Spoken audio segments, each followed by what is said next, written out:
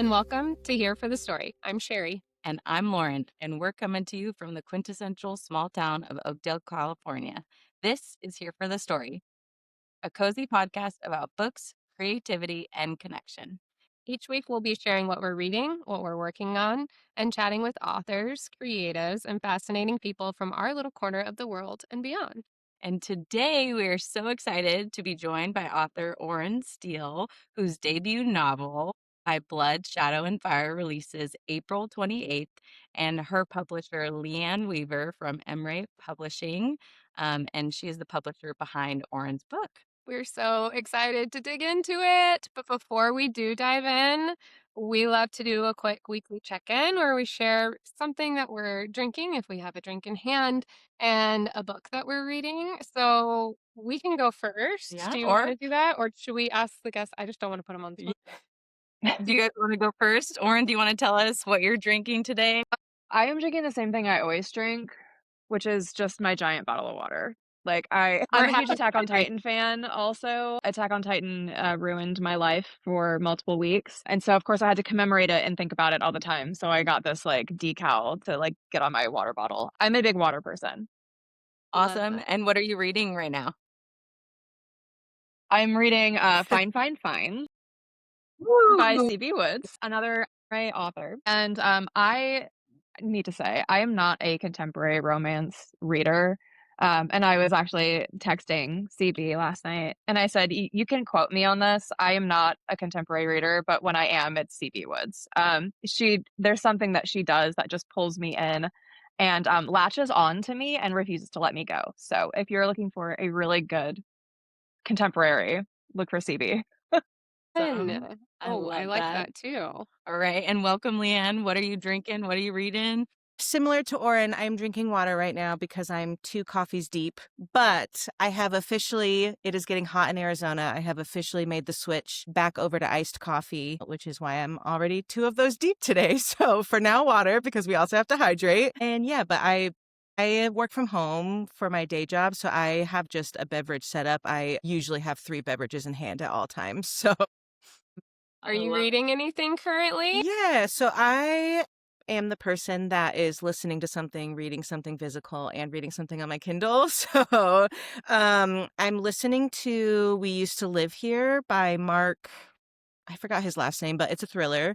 I'm like 40% into it, really good so far. And actually, our physical copies of By Blood, Shadow, and Fire just came in. So I am getting into the thick of Orin's book right now also. And I am very excited and This one? fearful. Yes, Yeah. exactly. This I'm one? very excited and fearful for what you're going to do to me in this one.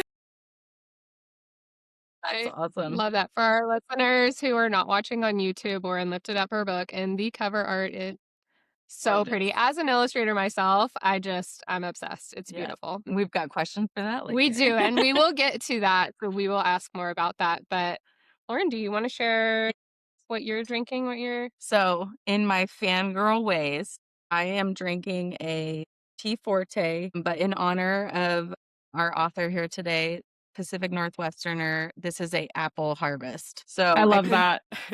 drink hard cider at 8 in the morning. So here I am with apple harvest. I'm reading I just finished Oren's book earlier this week, which is so exciting. What about you? well, I'm double. I got double the tea. I also am a person Yeah, that always has yes. multiple beverages. I had my morning tea and now this is my podcast tea. But I had a peppermint tea this morning and now I'm also drinking a tea forte tea that's apricot amaretto, which is kind of fun.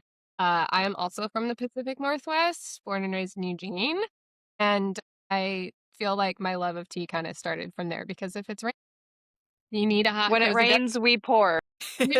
Quotable. I love it. Okay. So So are you guys ready to dive into some questions today? Yeah. Very. All right. So the first question's for you, Miss Oren. I have to say, what a ride. I found you on social media last year, and I'm pretty sure your book wasn't even complete, which was honestly the funnest part of getting to know you. You took your audience along with you throughout the entire writing process. It felt like the trials, the stresses, the highlights. Can you tell us a little bit about what it's been like for you being vulnerable to your readers, your future readers, while working on this book? What an opener. I Sorry. mean, this is great. I mean, because I think so much of the community that I have built has come out of that vulnerability, and I think a lot of people have connected with that, and I so much of what we see on social media is truly smoke and mirrors, and I think so many of us know that, and so when we see something that is vaguely authentic or, you know, like, I'm just really like, "Hey, like, today sucked." Or, "This I got my first rejection." Like, I remember making that video, like, I remember, like, that feeling in my gut, and I remember thinking, like, "I'm not seeing other people talk about this." Like, I'm not seeing enough people talking about just, like, the days that are horrible, like, the days where you're, like, truly questioning whether or not it's worth it. And I in my real life, I have always been really open about emotions and, the difficult things, and that all started with, not to, like, completely derail, but, infertility. And when I was kind of in, like, that sphere of, trying to get pregnant and, it took us years and years, and it was a really difficult process, and I remember kind of in that space thinking like, "Why is nobody talking about how much this sucks?" Like, where are those people that I can just go to and be like, "I hate this. This whole everything about this, I hate," and not feel judged for it. And so I felt that really reflected in my writing journey of like, I maybe need to be that person who you can come to and tell me like that it sucks, and I'm gonna say, "Yeah, it sucks." I'm not gonna try to fix it for you. I'm not gonna try to sell you some false narrative of like, but it's rainbows and butterflies. It's like, no, like some days it is dragging your feet through mud and falling down and wondering if it's worth getting back up, but it is. And I think that that's what people really connected with, and I think that's why I have such a strong little community around me. And every day I open up my social media, and it's a new message or a new comment. It's something encouraging from people who are just saying like thank you for posting this. Like, thank you for sharing this part with us. Like, I'm also really struggling with like I love those messages. And that I think it can be a lot to always feel like I have to find something to share. And yeah, it sucks on the days where it's like I'm sharing something that was awful. There is like my own like internal guilt that I had to kind of like let go because I want in a lot of ways to be like really successful and show all of these great things that are happening, but like that's just not reality so many days. And, a lot of days, like, I just kind of sitting here, doing my day job or being a mom or, being a wife, like, and I'm just like, man, it's like, it's hard sometimes. But I think those are the important moments to show that, like, we are human and, life has to continue on around us while we're still on this journey. And, yeah, I think a lot of other people are also on that and relate to that. And that's been great to share that process. It's been really fun to watch, and I think you're so authentic in a lot of ways, and what you say about not like the reality of a lot of things. People feel like they know you. They don't actually know you because there's people that actually know you, that they're able to get that glimpse into who you are through that authenticity because there's definitely the platform of people that have it more curated content, and that's great. But I think that for also what you wrote, it connected me so much to your characters. So I love that. And I love what you've done with that. There's so much to be said about it, and it is really cool that you're sharing kind of in the process. So, like I said, I told you earlier, I'm from Eugene and Pacific Northwest, and I recently saw your stories that you were trying to get your book into the infamous Powell's bookstore in Portland, and then you did, and that's incredible, and what an awesome thing. But a huge part of that was you sharing with your community and then having them come out and like reach out to Powell's, which can you talk about how exciting that was? Because that I was excited for you. I'm literally still processing. So I lived out here as a kid and, I'm in Southern Washington and I'm like 12 minutes from the Portland airport. And, I lived out here as a kid. I moved away. I moved to the Midwest for like high school and college and then came back when I had my family. And, being back, it's been so cool to share this experience of just being out here with my daughter. She's almost 9. She'll be 9 next month. And, Powell's has become, like, part of our, like, little, like, routine living out here. She is a huge bookworm and obviously very proud, already starting to write her own short stories. And, we have spent so many weekends, like, driving to Powell's and just her and I and just, like, walking around and, for me, it was a little selfish, because I'm imagining my book being there. And, for her, she's just like, "What do you mean I could pick any book I want? Like, this is, never-ending choices." Because there's, what's like 3 or 4 stories of books.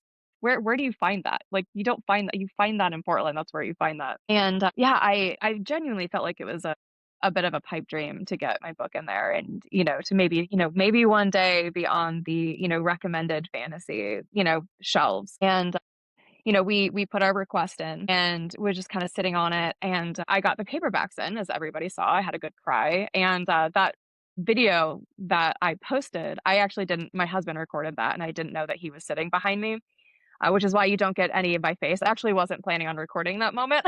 And then he was like, "Hey, by the way, I recorded it." I was like, "You magnificent man, I love you." But I was like, you know what? Let's go shoot my shot. Like, let's just, what are they gonna do? Like, the worst growing up, my mom always said, "The worst someone can do is say no." And so, I picked up my book. I, like, quite literally I took, like, a physical copy and I just said I went to the fantasy section, and I was like, "Hey, I'm gonna be," and I said this, I said, "I'm gonna be insane for a second, so I hope that's okay." So, I already know I got, like, a little laugh out of that. I was like, "I just we have a request in. I just got, my physical, paperbacks in. I would love to speak to a buyer if they're here. I just wanted to kind of introduce myself and, kind of show you my book that I'm a real person. I do live here. I am local and I would just love nothing more than to be stocked at Powell's." And the woman that I talked to, I believe her name was Anna, and I'm going to shoot myself in the foot if her name was not Anna. Um, she, you know, I guess, thank you. Anna, if you're saying this, I hope that's your name. She was so sweet. She was like, our buyers actually don't work here. She's like, "But I would love to send them a note, saying that you stopped by and like how nice you are." I was like, "Oh my God, you think I'm nice? That's so sweet of you." Because I was a complete nervous wreck. I walked out of that building with my heart pounding out of my chest. Like, I have led strategy meetings with rooms full of men and been completely fine at the end of it. But it was like that moment of like advocating for myself in something that I never, a position I never thought I would ever be in. That was more exhilarating than anything I've ever done ever. And yeah, I was the biggest thing that people at home can do for a small independent or self-published, independent published, indie published author that they can do is to call their local bookstores and ask for that author. That is by far like the number one best thing to do, is to actually help get us on the shelves, because that's where so much visibility comes from. And so I love doing these like little calls to action. And I was like, "Hey, you want to help me out? Call Pals, like see if they'll stock me." I mean, we had probably 15 people call, which is crazy. And I just was not expecting anything to happen that quickly. It was hours. I mean, hours between me going there, speaking to Anna, hopefully, getting in my car, having these like heart palpitations on the drive home across the bridge, to my friend Jessica, who is just a little plug. She is currently writing a book called Permutations. So keep an eye out for that. It's like a sci-fi thriller. It's really great. I had the absolute honor of like helping beta read for that. I'm very excited about it. But she and I go to Powell's a lot, and we do like little manifesting there. It's great. But she was the one who I texted me, and that was the screenshot that I shared on my stories. I was on a walk with my daughter when I got that text, and I just like stopped what I was doing. And I looked to her and I said, "Hey, like, that really big store, Powell's, that we go to sometimes?" And she's like, "Yes." "Why?" It's like, I'm gonna be on their shelves. Like, my book is gonna be there. Like, we're gonna be able to go see my book. She stopped walking, grabbed my hand, started jumping up and down, and shouted, "I'm so proud of you," and then just screamed. And, she's my biggest cheerleader. I love her so much. But it was just, I'm not kidding when I say, like, the world froze for a second. And then Jessica, sent me the, voicemail that I shared, and, I actually sent it to my publisher before I listened to it because I was so nauseous. And I like everybody else listened to it. And then I was like, I should listen to this. And I sat and hearing someone confirm, hey, we spoke to our buyers and we can confirm that we will have by Blood, Shadow, and Fire on our shelves. What do you mean? What so it was just I still don't think I've fully grasped how far this book has gone. But we are, on Barnes& and Noble website. I mean, we are on Powell's pre-order, which is available now. Barnes& and Noble's a pre-order available now. We have the special editions on Emrae. Like, people from across the world are messaging me saying, like, how can I get your book? I had somebody in Italy message me last night saying, hey, like, what's the best way for me to get my hands on your book? People in Norway. And I'm like, for me? What are we doing? So, yeah, I mean, all of this has just been the most insane process and insane experience and journey. And I truly don't think that there could be a better partner in my corner than Emrae, like, genuinely, because they have not only encouraged me, supported me, shared in my absolute delusion, but they are truly like roll up your sleeve, get in the mud with you and fight people. And I wouldn't have made it this far without them. I feel like that's a perfect transition to a little intro with Emrae because we haven't had a chance to speak with you, LeAnne. Are you okay with that? I'm going to cry though. I over know. here. We need the tissue. Yeah, I just have to say really Yes, quick, go ahead. there's no better cheerleader than a mother's daughter for her mom. I mean, as a mom, you fight for your children and they are amazing and wild. But when I have a daughter who's 7, and I'm not gonna lie, when I told her we got to interview you, she was like, "What?" Because Orin, my daughter, knows who you are because every once in a while I'm like, "Look at this, check Yep. this out," or whatever. So, at that same equal love, like it's just so beautiful when our kids cheer us on. And me and Sherry say all the time, "What is this life?" Yeah. We So, we can LeAnne, I think I've been saying that a lot in the group chat.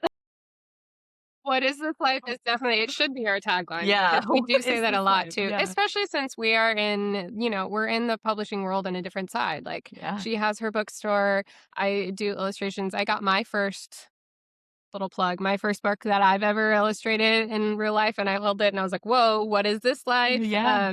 So not to say that it's in any way comparable. We are just really excited for you and we can totally understand. Yeah. Agree. Good Yeah. job. Way to bring that in. It's an honor to get to be in this moment with you, to be honest. Yeah. But I do think that Okay. that is really great, and I love what you're saying about Emrae. So for our listeners, there are so many intricacies to the publishing world which we haven't even dove into on our podcast. So we're going to assume that not everybody that listens to this podcast knows everything about the publishing world, as we didn't at one point in time. But Emrae Publishing is really unique. So it's the Indie First Profit Share Publishing House. Can you kind of explain what that means for our listeners and how incredible that this is for authors in the publishing world? And I know you are one of the founders of Emrae, or the founder. Can you tell me the story of how that started? Yeah. Yeah, so Emrae Publishing, as you've already kind of mentioned, a small indie publishing house. You can find us pretty much anywhere except Amazon, and we really just set out to focus on our authors. We want our authors to have full ownership, full autonomy over their books, their creative process. Orin said this, but like she is literally vulnerably willing to share her art with us, and so we want her to have a hand in every step of that process.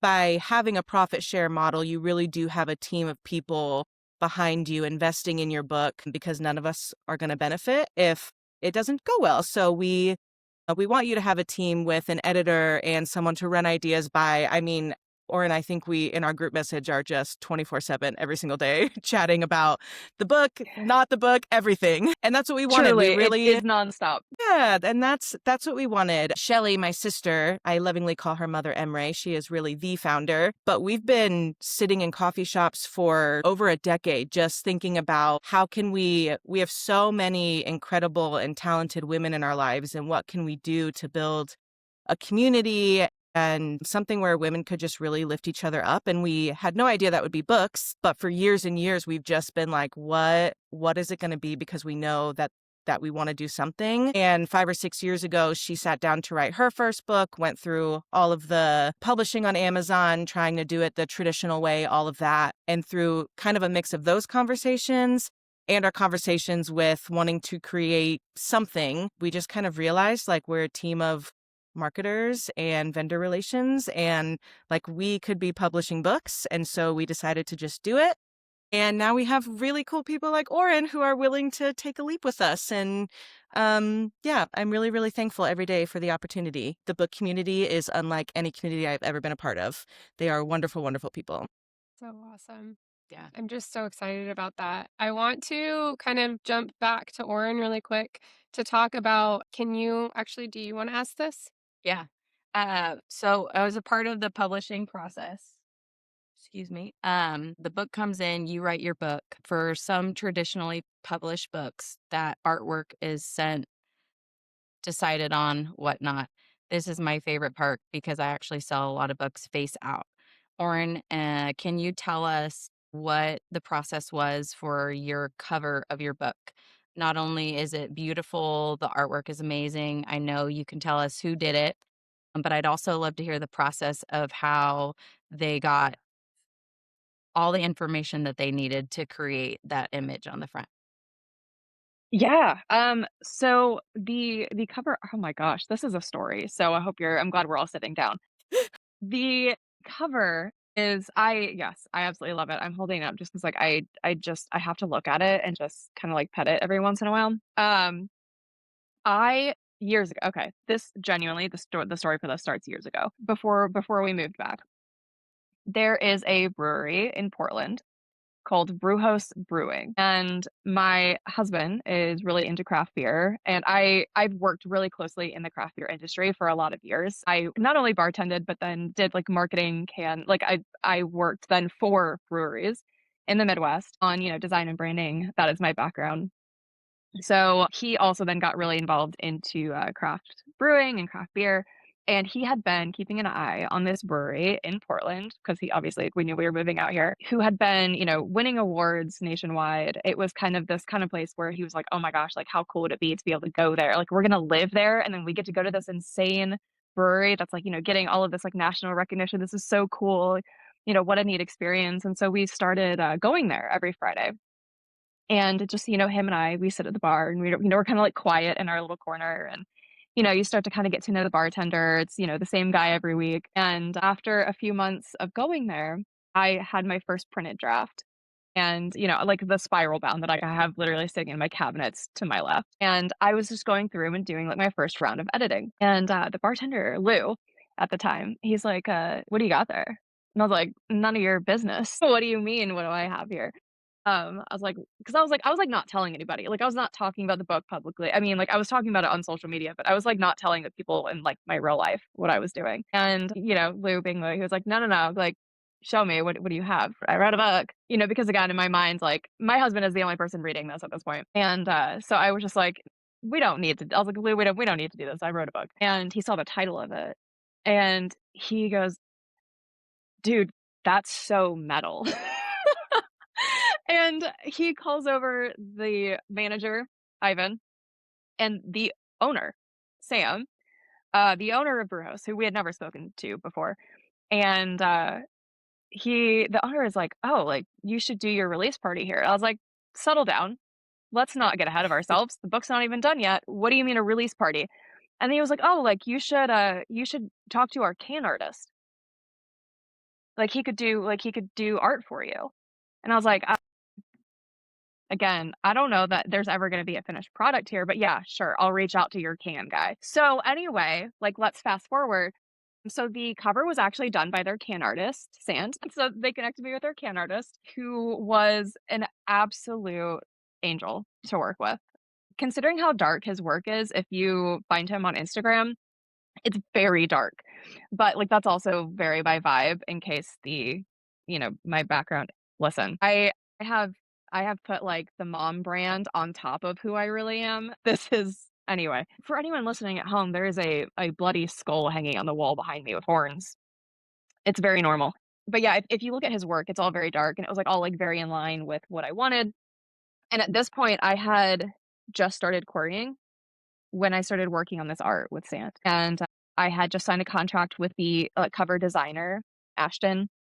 She's also incredible. I queried Emrae, and when I say queried, I mean Shelly was in my DMs asking me. She was like, "Hey, by the way, would you our queries opened up? Would you be interested?" And I was like, "It's already sent. What do you want from me? Enjoy reading." And then the formal offer came like 3 days later. It was a very quick process, but I showed her the art, and I was like, "Hey, by the way, this is kind of like the direction I'm going in." I think I said, like, "This is the artist who's doing the cover art. Like, are you okay with this?" Because so much of my fear in querying and, wanting to go like the, traditional route or, just to be connected with a publisher, I didn't want to lose my own voice in the process. And I was so afraid of that. And, my husband and I had a lot of conversations, and because I was watching other writers and authors share their stories about how much they had to change before market, essentially. And I was like, I don't want to do that because the story is so authentic to me. And I didn't want to chop myself up to be more marketable. I just wanted to write the story that I felt like I needed to write. And that included the cover art that I felt like it needed to have, and like the brand around it that I felt like it needed to have. And so I showed all of these things to Emrae, and it was the fastest, like, oh my god, yes, that I think I've ever received, and that has, like, truly just been, like, the foundation of our relationship. They trust me, and I trust them, and it's been a wonderful partnership. I'm gonna keep coming back to just plugging Emrae because they truly are, like, a wonderful group of people. But no, I don't think it would have worked the same. We certainly would not have gotten the same end result if I had been working with anyone else. Think that's so wonderful just as an artist too, the fact that you get to work with the person. I've only done one traditionally published book, but I didn't even get to read the book, and I worked with the publisher, which was great, and I had a brief, and that was wonderful. They gave me a lot of insight, but after it's been announced, now I finally get to kind of connect with the author, and I just love the fact that you can do it from the beginning, and that it is so true to your story. For listeners who have not seen the cover art yet, definitely go and check it out. It's incredible. I really love the design, and I love that Emrae was so on board with it. And I think, how could you not be? It's Yeah. beautiful. It's a really beautiful cover. So Yeah. applause to you Yes. I folks. am fully I want the trophy book. I want it on my shelf. I just want it to be beautiful. So often that's for me, special editions hardcovers. This paperback is a trophy book in and of its. Even the paperback is so gorgeous that I love it. The cover is so eye-catching. Literally, it is one of the most beautiful books I have ever looked at. And this was his first book, by the way. This That's is the awesome. first book he's ever done. Incredible. It Yeah. was such a fun process. From can artist to book covers, like, what a unique story that is. I absolutely love it because I also know, like, I'm a cider fan. I know that that industry is crazy in itself, but I think that's such a fun story. It really is. Yeah. It's I think LeAnne, that can you speak a little bit more to what it's like for you guys as publishers when you're going through the process, working with your authors so that you've talked a little bit about them having their authenticity. What is that like as a publisher from your point of view? Yeah. Honestly, the whole thing from start to finish it's just really fun. I said this already, but Orin and our authors, we have a group message going, and I mean, we just talk 24/7. There is nothing that we are not all involved in and all making decisions together for. And honestly, when an author is willing to share their art with us, like from a publishing point of view, we have pointers and guides and things that we've seen work and things that we have not seen work, but I'm not in Orin's brain. I don't want to pretend to know her story more than she knows her story. And so, I think just really giving the author that chance to just be themselves and have the story they want to share without saying, no, no, no, you have to change everything about this to fit you into a box. Because like Orin said, we don't want her to get to the end of this and feel like I don't even have the book that I started with because I had to change so much in order to make it work or be publishable. And so, yeah, I think it's just really fun to really build that relationship and partnership all the way through and know that at the end of this, we're getting a product and project and something that the author is very passionate about still, and we're also very passionate about because we all really, really believe in it.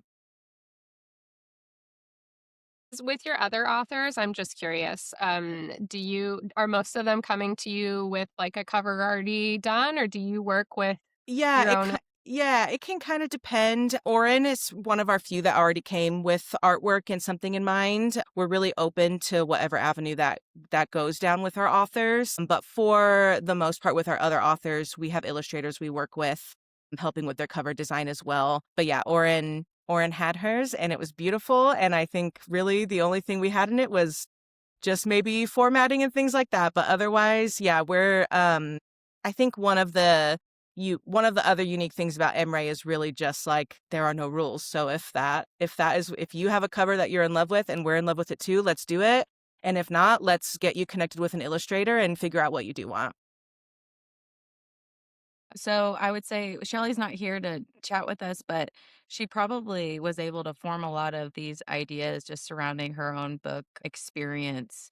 Was she met with a lot of that when she did her book? Do you know?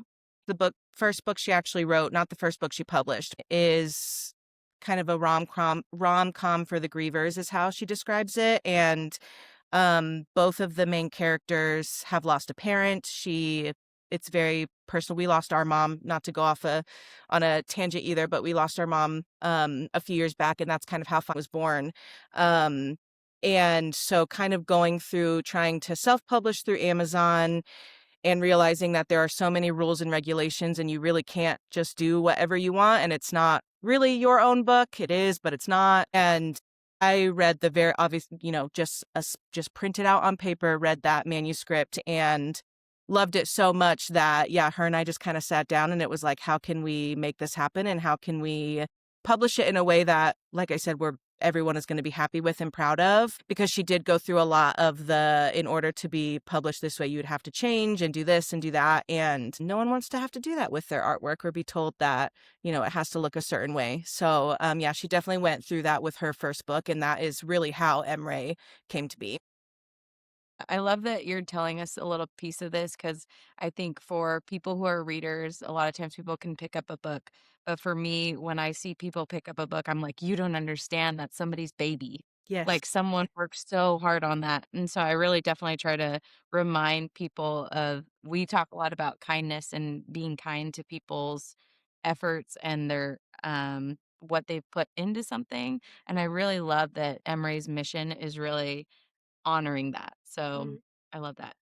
Yeah, I think sorry, I was just going to say, I think people, when you think of artwork, you do think of like, the things you're hanging on your wall or whatever. And I think sometimes people forget that writing is definitely an art form. And yeah, we have people at events who thank our authors for sharing their artwork and being vulnerable. And it's so sweet. And um, I've already said this, but I feel very thankful to be working with a group of people who are willing to share their art with us because I think we are all better people for it. I just need a round of applause. I mean, That was a good answer, LeAnne. I really believe it. it's perfect too because you transitioned us to a question that I really want to ask. Do you mind if I ask Go for this? it. Yeah. Okay. Orin, can you tell us anything about your creative process and if anything has kind of changed over the course of the book from like the first to the last? Because I agree, it is an art form 100%. And I know that it takes a lot of your blood, sweat, and tears to go into that. So we'd love to hear your creative process. And even if you want to share, how you started writing or where that started in the first place, that'd be great. But yeah, I actually have structure now, which is really nice. I'm not just like furiously scribbling in binders anymore. I actually have the binders on this shelf. They're hard to see because they're black, shocking. But I have two binders right here where it's the first handwritten plot and by Blood, Shadow, and Fire before it even had a name. It went through 50,000 different iterations of different names. It sounds so silly, but this started as a Dungeons and Dragons character. It was she was being built for a game that never happened. For someone who has never played D&D, I am so into it. I'm just waiting for somebody to do a campaign with me. I want to join because Yeah. I've never done it either, but I'm on the outside like, this seems so fun. I know, like, Let's it do it. seems like Let's a start really one. cool game. Okay, that's it. All right, phenomenal. But no, my brother-in-law pitched doing like a family game, and then, life got in the way and things happened and we got busy and then we moved away and no, it just never happened. But I started with this concept of, someone who I hadn't like gotten down to like, class and skills and all of that. It's like, I kept having this idea of a character who made a bad deal with the gods. They reached for too much. They expected too much. They got, like a little too close to the sun and then had to suffer the consequences. And while they were, like on this journey, they were also deteriorating from this deal. And it was, kind of like eating them from the inside out. And I will not say how much of this actually gets into the book, but I just kind of started spiraling on this story and just kind of scribbling it down. And if you are in like my little community at all, you know my best friend Amber, and because she is commenting on every video, she is like leading the charge in my Discord. She flies out for events. She's meeting me in Kansas City. She is coming out for the pre-launch party. She is truly like the best friend that everyone dreams of. And I have that, and that's amazing. But she was actually the first person I ever told about this story. And it was in those binders. We were sitting at a coffee shop. We used to meet to like body double and like co-work. And because we both worked remotely. I remember just like sitting there and being like, da, da, da, da, da, like whatever. Like I just kind of had the story, just kind of like, you scratching at my brain. I was like, but I'm not a writer. And I remember she looked at me and once you've seen Amber in her faces, you'll know exactly which one I'm talking about. But she looked at me like, "Are you stupid?" What She truly gave me the like, do you mean? "You are Right? now." And she was like, "No, no, like you need to write this." And I was like, okay, sure, man." And she threatened me with violence. She's like, "No, I don't think you understand. You need to write this, or like bad things will happen to you." And so it was really like the fear for my own life that pushed me into writing. No, but like you think I'm joking. She really threatened me on multiple occasions. And I love her for that because she saw in it what I didn't. She saw the potential there and she saw the underlying story there before anybody else did, before I did. So from there, I got these like really big boards and she would come over for like hours and I would handwrite and I would just be like, okay, hypothetically, if I was writing this story and the characters were doing this, um, does this make sense? And we would just bounce off of each other back and forth, like, I mean, literally like 3, 4, or 5 hours. And she is still my go-to person when I'm stuck on something and something doesn't make sense, or I'm not really sure, how, there's something between, point A and point C. I'm fuzzy on like how we get to point B and how that like connects in. Sometimes just having her face on the screen is enough to get me through it. And, sometimes I will just yap, and it's like talking to yourself, but, like, so much better because she responds, and, like, actually helps instead of just my own internal thoughts, which are just like, "What are you doing with your life?" But it's so great, like, she has been so much of this process, and my husband also. He is not a fantasy reader. He has never read a fantasy book. My book is the first piece of fantasy he's ever read. This is not a spoiler in any way. So I'll preface with that. But there is a scene, it's in the first couple chapters, and there is a scene where Neuraxis, Eastland's wolf, asks for something at the market. And that whole scene, and then what happens a couple chapters later where she sees him having this thing. I'm trying to keep it vague. That wasn't even my idea. That was sitting at a sushi restaurant with my husband.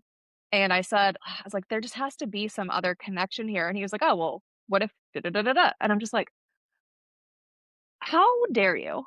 Truthfully, how dare you have no experience doing this and have such a good idea And I wrote it down on like a napkin and I like folded it and like put it in my bag. And I was like, okay, like that. And it's in the book. This book has been truly a collaborative process between me and so many other people. Like I truly feel like I am just like this vessel for writing. I mean, and that's, I say all of this, like this is what my process has been. My process has been talking to people and asking questions because this is the first book I've ever written. This is it. Like there is no like, oh, like I wrote in high school or like I wrote a book in college that never made, like, no, this is it. This is the first time I've ever written a novel. And so I'm learning. I'm learning as I go. And I could not have done this without Amber and my husband and every other person that I've cornered and been like, I just give me 20 minutes of your time. I have a question. And I at least now know how to like, put together an outline, which I did not do the first book. So that has helped a lot with those like burning questions. So I've learned at least a little bit of, organization. But truly like it is coming easier right now for book two because book one and book two were initially one book and it was pacing at like 200,000 words. Nobody wants that for a debut novel. I barely skated by with like, I think we're at like one. So yeah. So actually, after you read the second book, just know originally that was book one. But like, I think I'm at like 124 for like Blood, Shadow, and Fire. And it's like, okay, that's acceptable. And most people will read that, take a chance on that. But yeah, like I'm at the point now where I have the approval for the outline for book two, and I'm very excited. I got that approval from Shelley last week. Yeah, I mean it's just I'm very excited to get back into the process of writing. I will have to kind of like take that step back from social media, but I have an amazing community and it's full of people saying like, yes, if seeing your face less means we're getting a book, bye, I basically. mean, Yeah. we are here when you come back. Yeah, they're like, please, like, would you like to just, go be a recluse in the mountains? How quickly can you get this to us? But no, it's been really cool because, as this process has gone on, there have been so many other stories developing as well, inside and outside of the world. But especially like in like the Discord channel, I will, kind of like yap sometimes about like what I'm working on or, just like some ideas that I have. And then I'll get a like, oh, we need that book. It's like, okay, well, hold on. That wasn't meant to be, it wasn't meant to be a pitch. But yeah, so we have the original trilogy and Shelley has already put the offer out. She said, anything you write, we want. So yeah, so look for some standalones in world as well in the next, yeah. That's so great. And I do think we should transition to this book for Yeah. now. Oh my gosh. We both loved it. Yes. Lauren felt very strongly about tell her how you felt when you were reading it because I just want her to hear. Okay. So I've If read. you're mad, I'm really sorry. No, I'm actually. So this is going to come out so weird. So We like what did you say earlier? Like, I'm going to be insane for a second. I'm going to be Yep. insane. Okay. I actually love the fact that you wrote this book in third person because I've read a lot of fantasy and I'm a visual person. I can read fantasy. I'm there. I'm in the world, whatever. I literally told Sherry, I felt like I was not, I know you obviously a little bit through social media. I am in the Pacific Northwest around a campfire, and Orin is telling me this story of the gods, and it is true, and it is accurate, and it has been passed down from generation to generation. And maybe there's, she's in it. I mean, there could be peyote going around the campfire at this point. I am there, and this is the story I'm being Yes. told, and That's exactly how I want to tell this story. yes, Perfect. It came across Yeah. really, really well. Honestly, I can rush through a book sometimes. I did not want this book to end. And I loved that about it because sometimes I'm just like, oh my gosh, I gotta, go, go, go. I felt so immersed, so in love with these characters that I was just like, I don't want this to end. I didn't want I it to agree. end. It's so for our listeners who don't know of your book yet, I feel like we should give like a short, we're not going to have any spoilers because we all want you to go read it. It does come out April 28th, but can you tell us like a quick non-spoilery of your baby, but put it in a paragraph of By Blood, Shadow, and Fire about it? I just also have to mention I love Islan and Ferric. Islan? Is it Islan and Ferric? Islan. Listen, I do not, truthfully, I actually don't love that hope I I get to didn't. say this, like, publicly. I do not care how you pronounce names. I genuinely don't, because I feel like I'm just telling their story, and I hope that, people who read it can kind of feel like it's their story too. So in my mind, it's Eastland, but I do not care. Pronounce it however, like when you see her name, however it first pops in your head, that's right. Okay. Like, Well, I like because who am Islan. I? It Who sounds am I to cool. tell you how to What a relief as a reader of fantasy who can never pronounce anything to know that you don't care. We've the talked about names this are on made the up podcast. and the points don't matter. Like, Yeah. I Okay.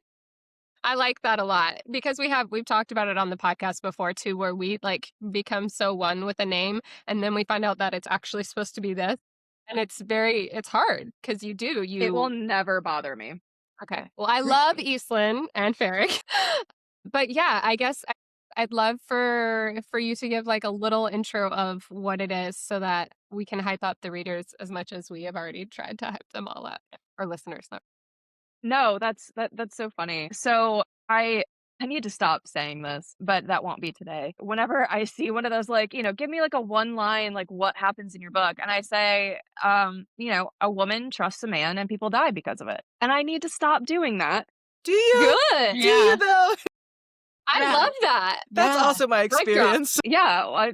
What's the moral of the story? Don't trust men. That's horrible, because Ferric is a wonderful person. He is, like, his personality is somehow like a mix of me and my husband, because it's like how he is to Eastland is very much how my husband is to me, but Ferric's personality is actually very much my personality. He's very much, someone said that he's a Doberman. Yes. Yes. And like that's how I am to the people that I love. I'm very protective of like the people that I love, and like I will put myself in between them and danger, like in a heartbeat. Ask Amber about the guy who almost hit her in a crosswalk. That was fun for me. Anyway, I am not afraid of men. I probably should be. So if you want, I mean, I'm happy to read the blurb since I have it sitting in front of me, and you'll get a better description than people Yes. die. please. Okay. Audiobook I was ready. never That's right. I was never a strong reader, so this is great. In a realm teetering on the edge of war, Eastland never asked to be chosen by the gods, by destiny, or by the dangerously compelling warrior sworn to protect her. But power like hers doesn't stay hidden for long. As ancient forces stir and enemies close in, she must navigate a world of secrets, shifting alliances, and connections that burn hotter than she ever expected. Caught in a dangerous game of duty versus desire, Eastland has to decide who she can trust and what she's willing to become to survive. We're doing praise hands. We're clapping. we're all about it. I just forgot. Can I ask a quick Go. question? Okay. For listeners who are going to open, and is the final book, because I read an arc of it, is the final book have the codex in the beginning too? It does. Okay. So when you open this book, you are introduced to all of these nations and the gods, and it is this fantastic. I am loving the codex, but it also is a little intimidating because it's a lot of information right in the beginning. But do you have a favorite nation? Because I want to just pull up a chair in Loaxaca and hang out in the pool. That's I such a wish good that was question. real. I actually love that so much.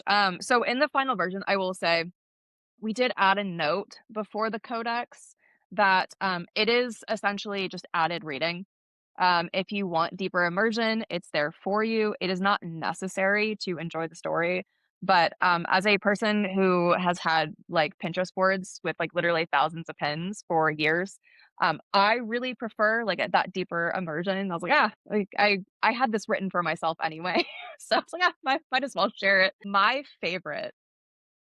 Okay, there's multiple answers here because I have a couple different favorites for a couple different reasons. Nankari is my favorite overall because it is based on like the Pacific Northwest. And so to me, Nankari is home, and that's why I made it her primary home as well. And so when they're under these big trees, like I truly want you to imagine like just the misty pines of the Northwest. But truly, the place that would fascinate me the most and is the most dangerous place to be is the Northern Isles. Yeah, I have some really cool stuff happening around that in the next couple books. And so I'm excited for people to learn more about the Northern Isles and like the people there, their religion, their connection to Beltherac and things like that. So I'm very excited. Ooh, this is exciting. I know. I can't stop smiling. My My cheeks face hurts. hurt. Yes, my cheeks hurt from Yeah. smiling. It's so exciting. Thank you for answering that. Yes. What do you want to ask your question about Amazon, or do you want to move on to? Without going into too much detail, this one's kind of for you, LeAnne. You take a hard stance on not partnering with Amazon, and not using AI. Can you tell us why, as a publishing company, you guys have decided to go in this direction and why it's important for the book industry and for people to understand? Yeah, totally. I do agree with you. First, I do think it's important to acknowledge that, like, we totally understand that Amazon is very accessible for authors and not everyone has the opportunity to do anything but Amazon. And we totally do understand that. Where we kind of fall, though, is that when you do publish through Amazon, you don't really own your book. For example, like your ebooks, you can't be anywhere but Kindle. You can't publish anywhere else. And there's so many rules and regulations. There's price manipulation that you really don't have any control over. And there's just so much that feels like one of the things we say for Emrae is books over bottom line, because we care so much more about the author, the books, the art than we do the bottom line. And so, yeah, that's kind of one of our stances with Amazon. We don't want somebody up top just grabbing everything that didn't put any heart and soul into the books that we're publishing. And so we do take a very hard stance, no Amazon for us. And we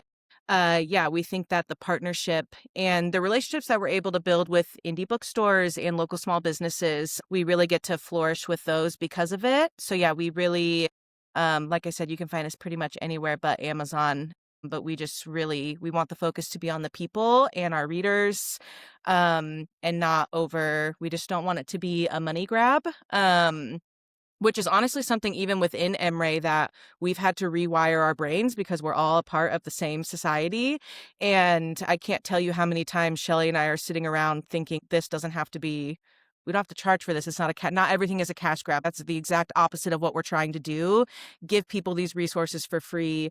Let them have a copy of, or, whatever that looks like. But we can do that because we don't have to live with any of these stipulations or anything like that. And we want our art to be genuine and authentic. And I think AI takes away a lot from that. I could go on and on and on about that and the environmental effect and all of that. But yeah, we want all of our art and everything that we're putting out to be authentic and not something that a robot could replicate. Yeah. We agree. Yeah. We're here for that. We'll have another sidebar Yeah, for the yeah. Yeah, we need We could just get on a personal call and talk about this forever. I'd be so down. Yeah. Yeah. So But go ahead. oh, sorry. Go ahead. No. So I was just gonna say, and I think that is, I find comfort in, because I a lot of people go like, aren't you afraid of AI taking over publishing and writing? No, I'm not, because this story, this book was a reflection of my own social awakening to what the world is and what the coming out of kind of this sheltered. I wasn't not sheltered, but I was naive. And so coming out of this naive phase of my life thinking that, yeah, everything's okay, and then realizing, my God, it's really not. That type of lived experience, that type of waking up, AI will never be able to replicate because AI has never had to live through that. And so as long as we are putting value in lived experiences, I think we're safe. Love that. As an artist too, AI is often, it's very much in the commentary. We're always talking about it. And it is something that's like very easy as an artist to point out for the art of actual illustration.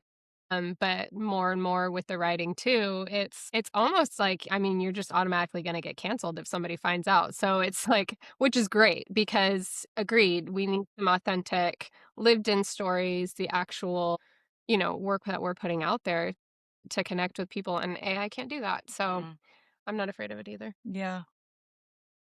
You want to get into some rapid fire? Let's do Yeah. it. They're looking at us like deers in a headlight. Yeah. Oh, I've just been sitting here thinking about this through the entire interview, so yeah, I'm ready. But we always say, so Sherry, our favorite thing to say is Sherry feels like rapid fire is a test. It's not a test. There is no wrong answer.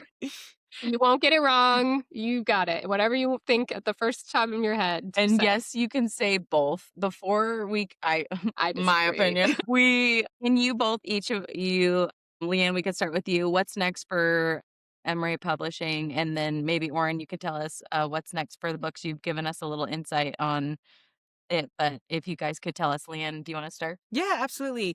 Well, obviously, Orin is April 28th. Her debut is coming out. We have a poetry book coming out in June. It's called You Found Me in June. Really excited. The cover's gorgeous. I didn't realize how much I loved poetry until really getting into the book world in general. But so yeah, that's what's coming next for us. We have lots of events coming, both with Emrae, our authors.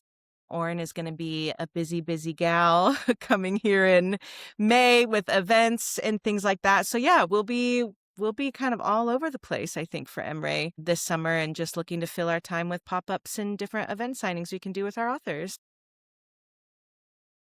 Oh God, yeah, and I am going to be a whirlwind of chaos the next few months.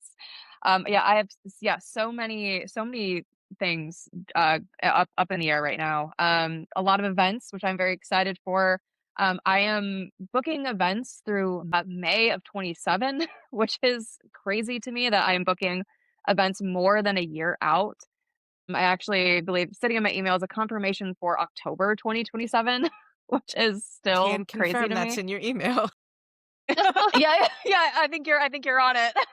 The fact that like people are thinking of me this far in advance has been absolutely incredible. As far as books wise, book 2 of the Severed Oath series is in the works currently. It is outlined and I am working on little chunks of it. I'm one of those people like I can only write what I feel like writing. And so, it's like I'll have these like little moments of inspiration and I'm like, oh my gosh, okay, like now's the time, like, and I'll write as much as I can. So that is in the works. I can confirm that we are going to get Eastland's parents' story as well. It's a very cute, it's gonna be a cozy romance, very different than my Blood, Shadow, and Fire, but you'll get the very sweet, very, very sweet story of Kuana and Elena and how he chased her for years and how she wanted nothing to do with him. It's a very cute story. I am also currently working on a bit of a secret in world book. I can say Belthrak will be a very large part of it.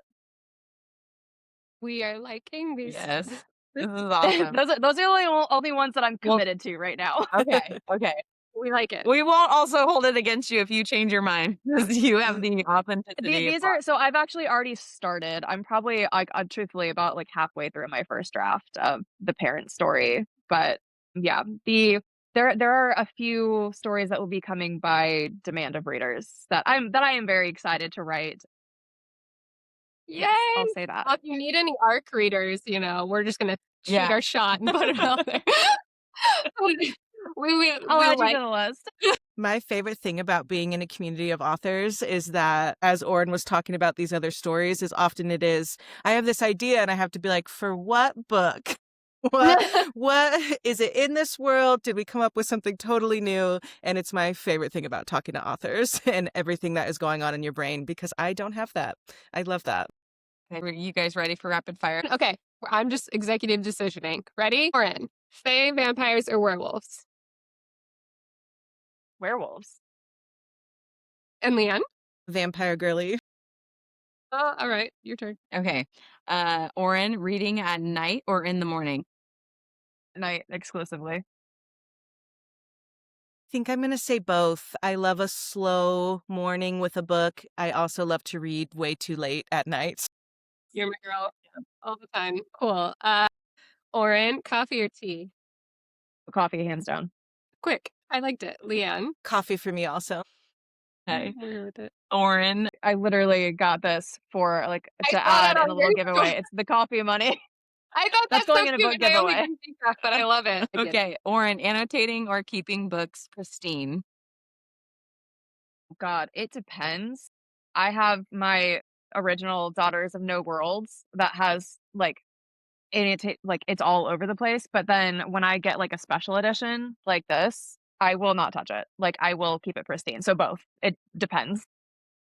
LeAnne. I am more of a pristine, and I will put my notes in my phone or something. The trophy copy. I like it too. We're gonna go with my favorite question. Okay. Orin, would you rather live in a fantasy world or be able to read at lightning speed, aka you could read more books, but you have to live in the real world? If I get to live without capitalism, I choose that world. Most people pick The the fantasy fantasy, world. but Yeah.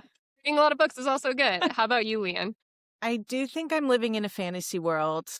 However, I do often feel like I cannot get enough books in, so I'm kind of struggling with that one. I'm not sure if I'm fully landing in fantasy or if I want lightning speed. I love that too. Okay, and then I'm going to ask my favorite question. Do you believe in love at first sight, Orin?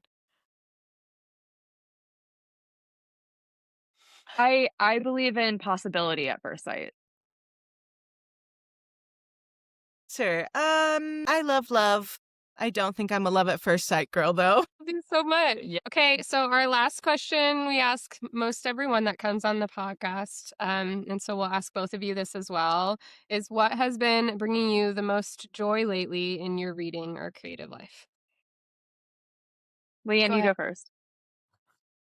I'm new to audiobooks, so I'm listening to a lot more books. And part of that is because part of the way that I have been able to disassociate and bring joy to myself in this world is through doing just silly little crafts for no one except me. And I will just sit with myself or with friends for hours and bedazzle or do whatever that craft looks like. But it's been really nice to kind of pull me out of what's going on in the world. I still get to listen to a book while I'm doing it. It's bringing me actually a lot of joy in the last few months. I love it. Yeah. How about you, Orin? I'm gonna be a mom. I'm gonna very much be a mom right now. My absolute favorite thing that has been happening recently, around the book launch, around, finishing a book, writing a book, through this entire process truly has been my daughter's reaction to all of this because, so easily she could just think I'm the most uncool person ever and like never want to talk about me. But I am the only thing she wants to talk about, and she tells her school teacher, she tells her friends, she tells the lunch lady that her mom wrote a book, and she was, like, trying to kind of, like, threaten her teacher into, buying a book, and I had to be like, "No, like, we're not that's not what we're doing." I love her. Her teacher is so sweet, but I was like, "Please," because she threatened to go into her nightmares, and I was like, "Okay, well, you're 8, let's not threaten people yet." Love, like, the thought behind that, but, like, She is your maybe daughter.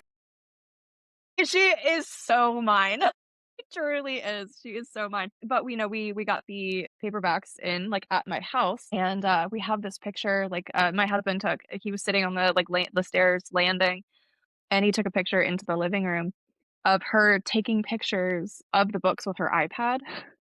And her like taking pictures of herself holding the book and like pictures of herself reading the book. And like she like turned it around and was like pointing to like something, and I was like, oh my god, I hope that's not one of the two sex scenes in there. Um, and then I was like, 'cause she knows she's not allowed to read it, and so she showed me that when she was like, I forgot. Um, but I truly have been really like honored by her, like, how proud she is of me, and she's very loud about how proud she is, and, that will always, I think, mean the most to me is, her approval. That's amazing.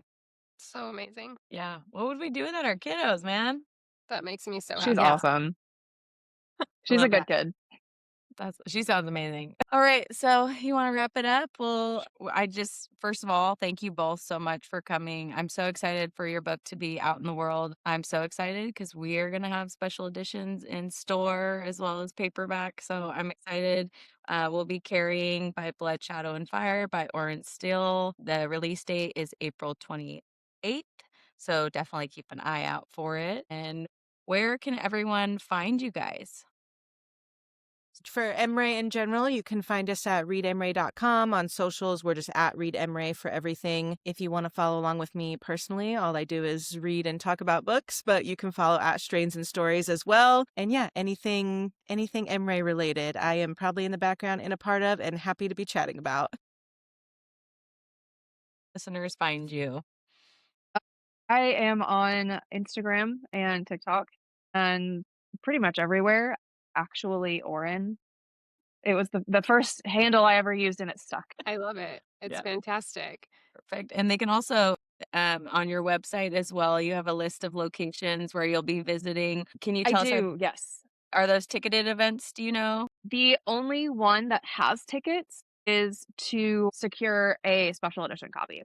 So they are all free to attend. They are all, except for, there's a couple of balls that I'm going to. Those are ticketed. But Awesome. the launch week events, they are all free to go to, free to attend, and they are open door. Awesome. So any Pacific Northwesterners, check it out. Westerners. Westerners. I love it. Yes, That's so Southern good. Washington, Northern Oregon. I hope to Yeah. see you. And I will actually be in Eugene. Very good. Yay! All my Eugene friends, go check it out. Yeah. They can head up to Portland too. I have Yeah. friends in Portland too. So we're gonna say Yes. everybody Yeah. go say hi. Full event list on orinsteele.com. I do keep it updated. Do a great job. That's so exciting. So for our listeners, as we close out the podcast, if you want to send us any questions too, we're happy to pass them along. You can reach out to us with an idea for a future episode, a topic, or someone you think that would be a good guest or yourself. You can message us at our email, which we put in the show notes at hereforthestorypodcast@gmail.com. Yeah, and we'll put everything in the show notes too that LeAnne and Orin shared. And just again, thank you from Thank you me. both. We just really enjoyed chatting with you, and I feel like we probably could have chatted for a few more Yeah. hours. But thank you for your time and for sharing this with us. And I can't wait to read book 2. So I'm just excited for everyone to read book 1 so I can talk about it. Like, we need to talk about it. Thank you so much for inviting me to do this. This has been so much fun, and this is like my first official recorded podcast. Yeah. So I'm very excited. It was a great experience. I look forward to doing this again for book 2. You tell us, girl. We're here. And our D&D. We'll make that happen too. We got a campaign to get started. Yeah, I also just want to say thank you so much. This was also my first recorded podcast, so I'm really happy to be here, and I literally love talking about books. I feel like I could talk to you guys literally all day long, so thank you so much. We're so honored. Thank you Yeah. so much. Oh, Thanks for being a part of our little community. So I know. And to all of our listeners, thank you to everyone always for spending time with us. So happy reading, and we'll talk to everybody soon. All right. Bye. Bye.